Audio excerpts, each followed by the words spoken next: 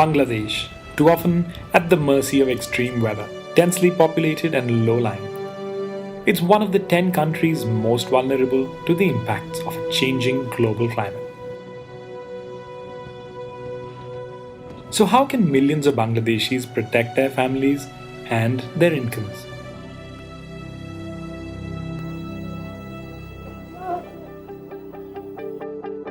A joint team of academics from Bangladesh and the UK are looking at the impact of climate change on migration. Their research, commissioned by the Bangladesh government, could help provide the answers and shape better public policy. Whenever people are in stress, they do use migration as one of the adaptation tool. In the climate change scenario as well, people are using migration naturally, intuitively. They are just migrating. Rashid Alam Bhuiyan is one of the migration researchers. We are traveling with him across Bangladesh to understand what makes it so vulnerable to extreme weather, to meet some of the people who are forced to move and others who are choosing to stay put, and find out if migration could be part of the answer for people in the front line of climate change.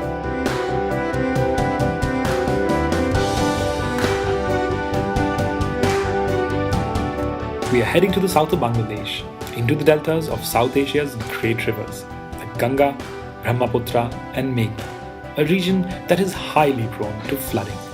I am lecturer of the Department of Political Science at University of Dhaka. We want to know how climate change related migration in Bangladesh is happening.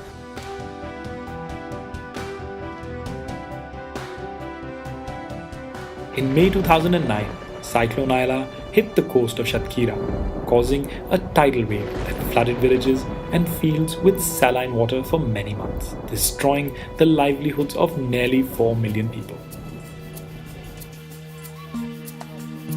The Munda tribal community living on the island of Gogura faced the worst onslaught. Muhammad Didarul Islam, their leader, wants the policymakers to hear their plight.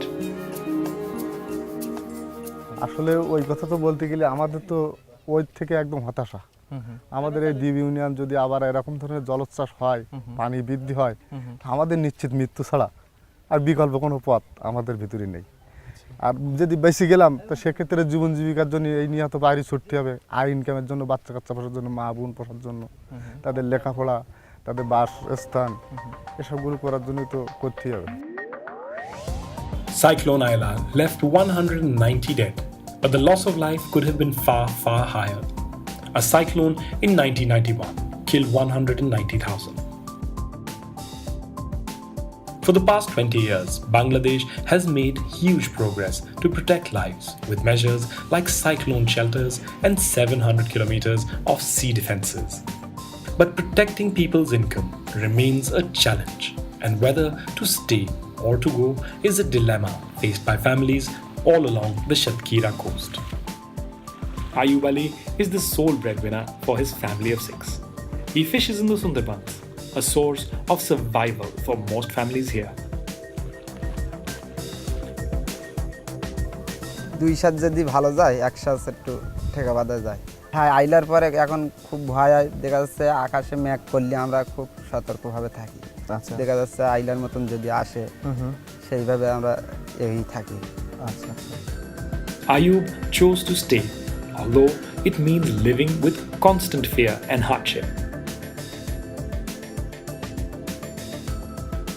His brother Abdul chose to leave. আইলা আসলো আইলা আসার পরে মানে তো দেশ বুড়ি গেল যাওয়ার পরে আমার এই বাচ্চা কাচ্চার হলো জ্বর অসুখ বা গা পাজরা পানির সমস্যা খাওয়া দাওয়ায় বা চালির সমস্যা সব দিকের সমস্যা এই জীবনটা হলো বিশাল কষ্টের জীবন Abdul and his wife Rumi Noor left the coastal region of Shatkhira with their 4 daughters and headed inland to Khulna 70 kilometers away. এই কারণে আমি ওখান থেকে চলে আসি এসে এই খুলনায় টুকটাক এখন ব্যান চালাই For the Noor family, moving away proved to be a good decision. বা আমার বাচ্চা কাচ্চাটা একটু শিখতে হবে লেখাপড়া শিখবে আর ওখানে থাকলে আমার বাচ্চা কাচ্চা তো লেখাপড়া শিখবে না এই কারণে আমি এখানে চলে আসি But migration isn't always just as simple as moving out of danger. Migration is a manifestation of many reasons: social, emotional, cultural, individual's attitude, all these contribute to migration decision. And when it comes to climate change, it becomes more complicated. At Dhaka University, Dr. Siddiqui and her team of social scientists have been researching how communities respond when hit by extreme floods and droughts, and how they use different forms of migration to cope. People on their own has chosen that a section of them would migrate and send certain remittances to these families and then try to sustain with the economic hardship. The research team has been following one community which typifies this type of migration. So we're traveling up to the drought-stricken north of Bangladesh, where the breadwinners virtually live on the go and send money back to their families. Rashid's meeting Salahuddin. He used to farm here, but can't make a living from it anymore. His problem started a decade ago when the water table fell sharply and the rains failed. চারদিকে তাকাইলে sir বোঝা যায় যে আপনার সব আকার করছে, এলে তো আপনার কোনো ধান হয় না। ধান হলে এক আধটা ধান হয় স্যার, তো এলে না হয় ধরে। তো এবারকার ধরেন যে যেভাবে হোক সংসার তো চালাইতে হবে। এখন এই ধান ধরেন যে 2-4 বছর থেকে পানিটা নিয়ে এদিকে ভালো মতন হয় না। তারপরে ধরেন যে কি এখন করছে, যে যা পাচ্ছে করছে। এখন তারপরও না হলে এখন বাধ্যতামূলক ঢাকা যেছে খাটতে। There's no work for the men here.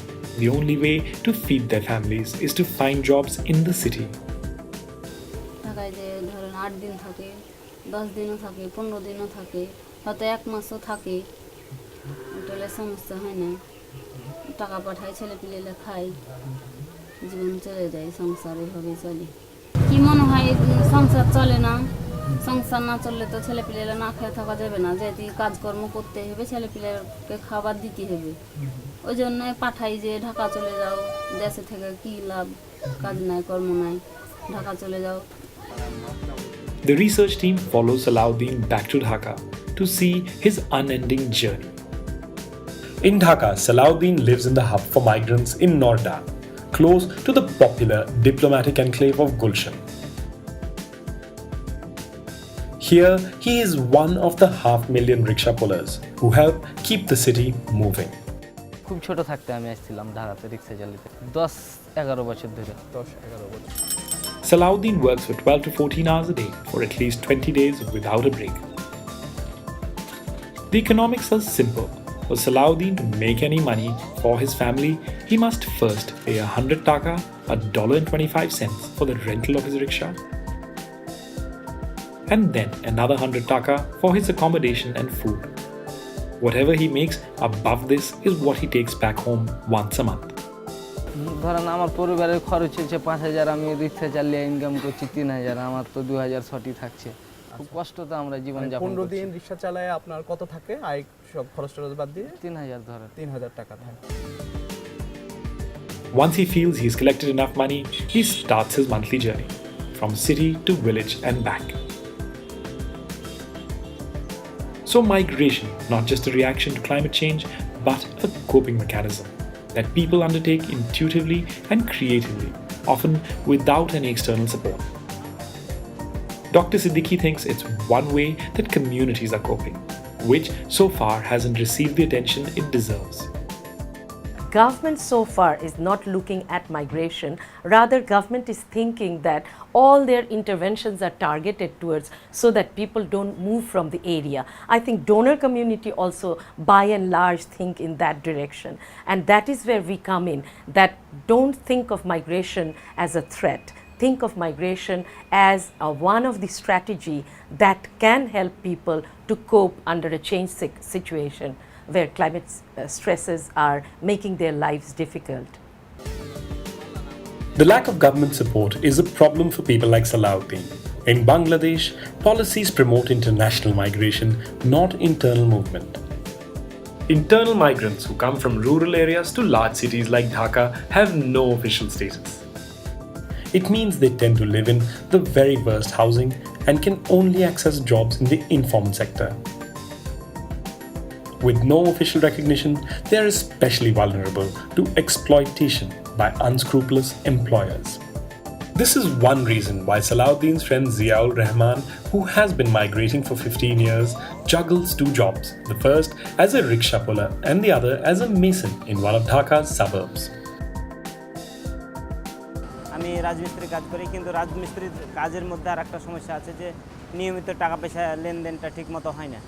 যদি নিয়মিত পরিশ্রম রোজগার করতে পাই তাহলে মোটামুটি ভালোই চলে, আর নইলে তো যে কয়েকদিন বসে থাকি ওটা তখন ঘাটতি যায়, তাই আমি মাঝে মধ্যে রিক্সা চালাই। আমার একটু আল্লাহ ভাগ্যের পরিবর্তন করলে আমি ওই দেশের দিকে কৃষি কাজের সাথে জড়িয়ে থাকি। So what does the government think is the way ahead? I think it's a very timely study. Since we are the worst victims, Bangladesh also feel the urges of migration policy to secure those peoples who are the worst victims of climate change. We badly in need of formulating such policies related to migration or climate change induced migration. So megacity development takes into account that these people should have their right, their work conditions should be in a better position, minimum wage should be ensured, and all these can be done through preparing an internal migration policy and then following it up with the employers. So everywhere certain order, certain type of rights protection mechanism we would like to see out of this research. Bangladesh has made great progress in protecting people's lives from floods, droughts and cyclones. But the economic impacts of disasters on livelihoods continue to be huge. Helping the climate migrants to help themselves with social policies to protect their rights could be an important part of the answer.